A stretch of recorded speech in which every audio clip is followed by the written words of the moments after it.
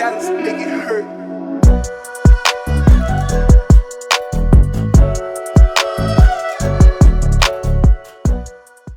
Chinese spokesperson Hua Chunying said China never crossed borderline in Ladakh or Aksai Chin region. Contradicting है ना? हाँ, actually बहुत ही ज़्यादा contradicting है. जो लद्दाख में एक्चुअली हो रहा है, चाइना जैसे बॉर्डर क्रॉस करके इंडिया में घुस आ रहा है, ये सिर्फ इंडिया के साथ नहीं हो रहा है. देयर आर 18 कंट्रीज़ जिसके साथ चाइना का बॉर्डर डिस्प्यूट है. आज उसी बात पे डिस्कस करेंगे. चलिए शुरू करते हैं. हेलो, मेरा नाम अभिषेक है. वेलकम टू माय चैनल सरकारिश. अगर आप नए हो तो प्लीज़ सब्सक्राइब करो चैनल को, लाइक करो, शेयर करो. तो आज हम लोग डिस्कस करेंगे चाइना का जो बॉर्डर डिस्प्यूट है उसके बारे में. Because not only India who is suffering, India के साथ साथ और भी 17 कंट्रीज़ है जिसके साथ चाइना का बॉर्डर डिस्प्यूट चल रहा है.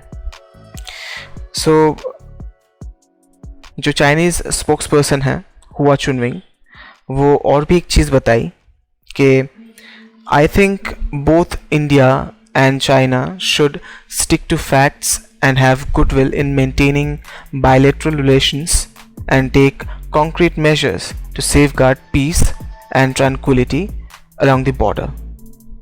Like seriously, कौन बोल रहा है भाई? पहले अपना चाल चलन तो देख लो. दूसरे कंट्रीज में घुस आते हो, फिर हम लोग को ही बोल रहे हो रिलेशंस ठीक रखना है. पागल हो क्या? सीरियसली, चाइना के साथ उसके नेबरिंग कंट्रीज का जितना भी टेरिटोरियल डिस्प्यूट्स है वो सिर्फ लैंड में नहीं है. एग्जैक्टली. तो इवन समुंदर में भी वो वही काम कर रहा है जैसे इंडिया में लद्दाख में जाके कर रहा है. सो दो टाइप में हम लोग डिवाइड कर सकते हैं. एक है मैरीटाइम डिस्प्यूट्स और एक है लैंड डिस्प्यूट्स. तो let's start with maritime disputes. Let's see कितने कंट्रीज़ के साथ उसका संबंध ठीक नहीं है, रादर कितना कंट्रीज़ के साथ मैरीटाइम डिस्प्यूट चाइना का है. फर्स्ट आता है ताइवान. ताइवान का नाम तो आपने बहुत सुना होगा. रिसेंटली बहुत ही ज़्यादा नाम आ रहा है ताइवान का, बिकॉज ताइवान अपना इंडिपेंडेंस के लिए जूझ रहा है चाइना के साथ. चाइना चाहता है कि पूरा का पूरा कंट्री उसके अंडर में रहे, और ताइवान एक डेमोक्रेटिक कंट्री है जो नहीं चाहता कि चाइना के अंडर जाए और चाइना के अधीन में आ जाए. So this is really bad. और ये ताइवानीज़ पीपल का विल के अगेंस्ट में जाके चाइना का गवर्नमेंट ये कर रहा है, पुश कर रहा है. ओके, नेक्स्ट है फिलीपींस. तो फिलीपींस में स्कारबरो रीफ और स्प्रैटली आइलैंड्स को लेके चाइना के साथ उसका झमेला चल रहा है. एक्चुअली फिलीपींस चाइना का एक अच्छा एलाई था. रिसेंटली चाइना जब अपना ये बॉर्डर डिस्प्यूट्स ये इतना ज़्यादा बढ़ा रहा है, अपना नेवल कैंप्स हर एक साउथ चाइना सी में ऑलमोस्ट हर एक कंट्री में जाके एक एक आइलैंड लेके उस पर बिल्ड कर रहा है अपना नेवल बेसिस, तब हर कोई गुस्सा हो रहा है. और फिलीपींस भी चुप नहीं बैठा, उनके साथ भी अभी प्रॉब्लम चल रहा है स्कारबरो रीफ और स्प्रैटली आइलैंड्स को लेके. नेक्स्ट आता है इंडोनेशिया. उनके साथ एक आइलैंड को लेके फिर से चाइना का डिस्प्यूट है, वो है नतूना आइलैंड्स. देन आता है वियतनाम. अभी देखो, हम लोग तो 21st सेंचुरी में आ गए हैं, ठीक है, जहाँ पे हम लोग अपना बॉर्डर फिक्स कर लिए हैं और अपने बॉर्डर में रहते हैं. ना दूसरे कंट्री में इवेट करते हैं, ना दूसरे कंट्री को इवेट करने देते हैं. China on the other hand अभी भी एक्सपेंशनिज्म फैला रहा है, ठीक है. चाइना का ये एक्सपेंशनिज्म फैलने का रीज़न भी है. साउथ चाइना सी में नेचुरल रिसोर्सेज बढ़ती पड़े हैं. नेचुरल रिसोर्स में क्या क्या आता है? Fishes, natural gas oil, almost सब कुछ। सो चाइना अपने कोस्टल एरियाज़ में या अपने अपने एरिया में, समुंदर के एरिया में बहुत ज़्यादा एक्सप्लॉइट कर चुका है। अब एक्सप्लॉइट करने के बाद क्या हुआ, वहाँ पे फ़िश प्रोड्यूस करने का क्षमता है वो घट रहा है धीरे धीरे। तो अभी सप्लाई मेंटेन करने के लिए चाइना को दूसरा एरिया सर्च करना पड़ रहा है, जिसमें साउथ चाइना से एक बड़ा एरिया है जो चाइना एक्सप्लॉइट करना चाहता है। ये साउथ चाइना सी में एक 7 से 8 कंट्रीज़ है, उसके खुद के बहुत सारे आइलैंड्स हैं, और वो अपना बॉर्डर मेंटेन करते हैं। जहाँ पे फिशिंग करना है वहाँ पे ही करते हैं, जहाँ से ऑयल एक्सट्रैक्ट करना होता है अपने दायरे में रह के वो करता है। बट चाइना क्या कर रहा है, वो एरिया कब्जा करने का कोशिश कर रहा है ताकि वहाँ के जितने भी नेचुरल रिसोर्सेस है वो एक्सप्लॉइट कर पाए। अभी प्रॉब्लम ये है कि चाइना एक बहुत बड़ा कंट्री है respective to the South Asian countries, इसलिए चाइना एक बुली की तरह सबको ऐसे ही परेशान कर रहा है। अभी चाइना एक बहुत ही बड़ा ऑयल इंपोर्टर है, तो मिडिल ईस्ट से जितना भी ऑयल आता है वो अंडमान से होके, वो इंडियन ओशन होके अंडमान निकोबार आइलैंड्स के एकदम बगल से जाता है, और वहाँ से ही साउथ चाइना सी होके चाइना पहुँचता है। इसीलिए वो साउथ चाइना सी अगर वो कवर कर ले तो ये सोचता है कि चाइना कि वो आधा युद्ध वहीं पे जीत जाएगा। बिकॉज़ इंडिया अगर चाहे तो वो अंडमान और निकोबार आइलैंड्स के वहाँ पे रोक लगा सकता है कभी भी। तो चाइना में जो ऑयल इंपोर्ट का जो ऑप्शन है वो वहीं पे बंद हो गया। और एक चीज़, जस्ट बिकॉज कि चाइना को ऑयल इंपोर्ट करने के लिए इतना घूम के जाना होता है, that is the only reason वो कश्मीर का जो अक्साई चीन एरिया है वो भी अपने कब्ज़े में रखना चाहता है। तो जो चाइना पाकिस्तान इकोनॉमिक कॉरिडोर वाला जो रोड है, डायरेक्टली चाइना से पाकिस्तान होके क्वादार बोल के एक पोर्ट है, वहाँ पे जाके वो अपना ऑयल्स या फिर जो भी एक्सपोर्ट करना है दूसरे कंट्रीज़ को वो कर सकता है without letting India know about anything. India के पीठ पीछे वो अपना ये जितना भी ऑयल इंपोर्ट का काम हो या फिर कोई भी प्रोडक्ट एक्सपोर्ट का काम हो वो आसानी से कर पाए, बिकॉज बीच में इंडिया आ जाता है। That is the reason. तो like large parts of Vietnam is clean by China. अभी मैं एक्सपेंशनिज्म का बात कर रहा था। अभी जो हान डायनेस्टी था उस टाइम पे वियतनाम का बहुत सारा हिस्सा चाइना के अंडर में आता था। नॉट एग्जैक्टली चाइना, हान डायनेस्टी के अंदर में आता था। अभी बॉर्डर डिस्प्यूट इसलिए चल रहा है क्योंकि चाइना बोल रहा है प्रीवियसली ये एरिया वियतनाम का हान डायनेस्टी के अंदर में आता था, तो अभी का जो ये एरिया है वो हम लोगों को दे दो।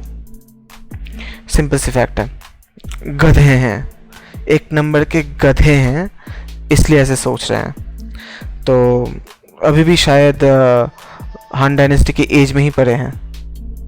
21st सेंचुरी आ गया है, ये शायद समझ में नहीं आ रहा है उनको। शी जिनपिंग उनका ही नाम ले रहे हैं, उनको समझ में नहीं आ रहा है। That is the reason he is doing all this things. तो वियतनाम में ऐसा भी सीन हुआ है कि जो PLA ट्रूप्स है वो एक वियतनामीज़ फिशिंग वेसल को डुबा दिया, ये बोल के कि तुम चाइना के टेरिटरी में आ गए हो। लाइक आप समझ सकते हो कितना कितना सीवियर है ये चीज़। पहले तो आप दूसरे कंट्री के एरिया में आते हो, फिर वो एरिया अपना क्लेम करते हो, और वहाँ पे कोई अगर फिशिंग वेसल लेके अपना काम कर रहा है उसका वेसल डुबा देते हो, और फिर बोलते हो तुम चाइना के एरिया में आ गए हो। Like seriously. एनीवेज, नेक्स्ट आता है मलेशिया। अगेन स्पैटली आइलैंड्स को लेके उनके साथ भी झमेला चल रहा है चाइना का। फिर आता है जापान। जापान में एक आइलैंड है, वो जापानीज़ में उसका नाम है सिनकाकू आइलैंड्स, और चाइनीज़ में उसको कहते हैं डियायू। ये आइलैंड को लेके बहुत दिन से झमेला चल रहा है। और एक आइलैंड है, वो है रियूकू आइलैंड्स, उसको लेके भी डिस्प्यूट चल रहा है चाइना के साथ। और भी कंट्रीज़ हैं, south Korea, north Korea, Singapore, Brunei. आप सोच सकते हो 10 कंट्री यहाँ पे हो गया। सिर्फ मैरीटाइम डिस्प्यूट चल रहा है ये 10 कंट्रीज़ के साथ। अब मैरीटाइम डिस्प्यूट तो मैंने एक्सप्लेन कर दिया। इतना देर तक अगर आप वीडियो सुन रहे हो तो एक लाइक, एक शेयर और एक सब्सक्राइब तो बनता है। We have a small Sarkarish family, and I would love if we could cherish more and we could grow more. चलिए, प्रमोशन हो गया। Let's move to the land disputes. Land disputes अभी जो कंट्री के साथ चल रहा है उसमें इंडिया का नाम सबसे पहले आता है, जो लद्दाख में वो अपना कब्ज़ा कर रहा है। इवन पूरा का पूरा अरुणाचल प्रदेश वही क्लेम कर रहा है, चाइना ही क्लेम कर रहा है as a part of Tibet. तो प्रीवियसली अरुणाचल प्रदेश तिब्बत का एक हिस्सा था, जो जब डिवीज़न हुआ था इंडिया का, तो उस टाइम पे अरुणाचल प्रदेश को इंडिया का हिस्सा बना दिया था ब्रिटिशर्स ने। और उस टाइम पे तिब्बत एक खुद का कंट्री हुआ करता था। तो तिब्बत ने भी वही मान लिया इंडिया का क्लेम, और इंडिया को अरुणाचल प्रदेश दे दिया। अभी चाइना ये बोल रहा है कि तिब्बत का हिस्सा था अरुणाचल प्रदेश, अब तिब्बत हम लोगों का हिस्सा है, उसके कारण अरुणाचल प्रदेश भी हमारा हिस्सा है। सिक्किम का कुछ एरिया चाइना क्लेम करता है, और अक्साई चीन तो है ही। अच्छा, नेक्स्ट आता है नेपाल। तो लाइक बहुत दिन से नेपाल के साथ उसका डिस्प्यूट चल रहा है, क्योंकि वो चाइना ये बोल रहा है कि तिब्बत का पार्ट था बहुत सारा हिस्सा जो नेपाल में अभी है। सो एक एग्जांपल है रूई विलेज, तो वो विलेज को कम्प्लीटली क्लेम करता है चाइना। ओके, नेक्स्ट आता है भूटान। भूटान का ईस्टर्न साइड कम्प्लीटली क्लेम कर रहा है China. There are areas like चरकिप गोम्पा, तो दुंगमार, गिसूर, ये सब एरियाज अभी चाइना क्लेम कर रहा है भूटान से। ओके, लाओस बोल के एक कंट्री का नाम तो सुना ही होगा। लाओस का भी बहुत सारा हिस्सा चाइना क्लेम कर रहा है। अगेन सेम हान डायनेस्टी का हिस्सा था, तो अभी भी वो हम लोग का हिस्सा है। ओके, मंगोलिया, म्यांमार, उसके बाद तिब्बत। सो तिब्बत एक कंट्री हुआ करता था, उसको चाइना ने इवेट किया था। इवेट करके पूरा का पूरा कंट्री अपने नाम कर लिया। Tajikistan, half of the Tajikistan is claimed by China. Can you imagine? Tajikistan एक अलग कंट्री है, उसका हाफ चाइना क्लेम कर रहा है। अगेन हान डायनेस्टी का हिस्सा था इसलिए। ओके, चाइना का सबसे बड़ा एलाई रशिया, उसका भी एक टाउन क्लेम कर रहा है चाइना, दैट इज व्लादिवोस्टॉक। तो आप सोच सकते हो चाइना का एक्सपेंशनिज्म कितना ज़्यादा बढ़ गया है। लाइक एक अपना स्टेटमेंट रखना चाहता है चाइना सबके ऊपर के हम अगर चाहें तो कोई भी कंट्री के ऊपर ऐसे प्रेशर डाल सकते हैं, ऐसे हम लोग क्लेम कर सकते हैं area. You won't believe, China ने ये जो डेथ ट्रैप बोल के एक होता है, तो बहुत सारे ऐसे अफ्रीकन कंट्रीज़ हैं, साउथ एशियन कंट्रीज़ है जहाँ पे चाइना ने बहुत सारा इन्वेस्टमेंट किया है, और इन्वेस्टमेंट करने के बाद चाइना जब वही पैसा मांगता है वही एक पुअर कंट्री से, फिर वो कंट्री दे नहीं पाता, और चाइना फिर उसी कंट्री का कोई एक पोर्ट या फिर कोई भी हिस्सा मांग लेता है जहाँ पे अपना नेवल बेस बना सके। ऐसे करके बहुत सारे कंट्रीज़ को चाइना ने अपने डेट ट्रैप में फंसाया है। एग्जाम्पल लेना चाहते हैं? ओके, सबसे बड़ा एग्जाम्पल होगा पाकिस्तान। पाकिस्तान का जो जीडीपी है, नेशनल जीडीपी, उसका 60% चाइना को देना है एज अ डेट। इतना चाइना पाकिस्तान के इंफ्रास्ट्रक्चर पे इन्वेस्ट कर रहा है। श्रीलंका का हम्बनटोटा बोल के एक पोर्ट है, इंफ्रास्ट्रक्चर पे बहुत ज़्यादा इन्वेस्ट किया। अब चाइना जब मांग रहा है पैसे वापस, अब श्रीलंका का पास है नहीं, अनफॉर्चुनेटली उसको चाइना ने कब्ज़ा किया है। ऐसे बहुत सारे कंट्रीज़ और भी हैं। अफ्रीका में जितने भी गरीब देश हैं वहाँ पे भी, इवन बांग्लादेश, नेपाल, ये सारे कंट्रीज़ में भी सेम है, एग्जैक्टली सेम। चाइना ने अपना डेट ट्रैप से उसका अपना गुलाम बना लिया है। तो प्रॉब्लम यही है कि चाइना अपने हरकतों से बाज नहीं आ रहा है। ये कोविड-19 फैलाने के बाद भी सारा का सारा कंट्रीज़ इतना प्रॉब्लम में फंसा है। सब कंट्रीज़ का जीडीपी इतना नीचे गिर रहा है, इंडिया का भी सबसे कम है जीडीपी, ऐसा हालत है। वैसे सिचुएशन में चाइना ऐसे प्रोवोकेटिव मेजर्स ले रहा है जिसके वजह से एक थर्ड वर्ल्ड वॉर भी स्टार्ट हो सकता है, ऐसा ही क्लेम कर रहा है बहुत सारे विशेषज्ञ। ये एक चीज़ हम लोग को जहन में रखना है कि युद्ध ही सब चीज़ का हल नहीं है। Anyways, so if a country like China is following their own path of expansionism, they actually should not put fingers on peace-loving nations like India, because India कभी दूसरे कंट्री पे अटैक नहीं किया first. India every time retaliated. So ऐसे Ladakh stand पे India पे blame करना Chinese government को सूट नहीं करता यार। Actually it is very hard to जज कि अभी चाइना किस पे काम कर रहा है या क्या करने का कोशिश कर रहा है। Rather we can simply hope and pray for peace and prosperity, because after the Wuhan virus, sorry, COVID-19, after the COVID-19 हर एक कंट्री का अभी प्रॉब्लम हो रहा है, डिफ़िकल्टी फेस कर रहा है टू मूव फॉरवर्ड। और चाइना ये सब शिटी एक्सपेंशनिज्म फैला रहा है, like what the hell man, seriously. Anyways, it is what it is, right. So again मैं यही बोलूँगा कि we are not against Chinese people, we are just against Chinese government, Xi Jinping's government. So I hope everything gets sorted, because neither India nor China can afford a war at this time.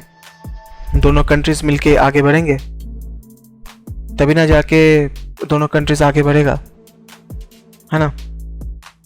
अगर ये video आपको अच्छा लगा या जो भी information मैं आप लोगों से शेयर कर रहा हूँ या आपको अच्छा लगा हो तो प्लीज़ सब्सक्राइब कीजिए मेरे चैनल को, वीडियो को लाइक कीजिए, शेयर कीजिए अपने दोस्तों के साथ, और भी बढ़ाइए मेरे चैनल को, वायरल कीजिए, वायरल तो इजी होगा सबके लिए।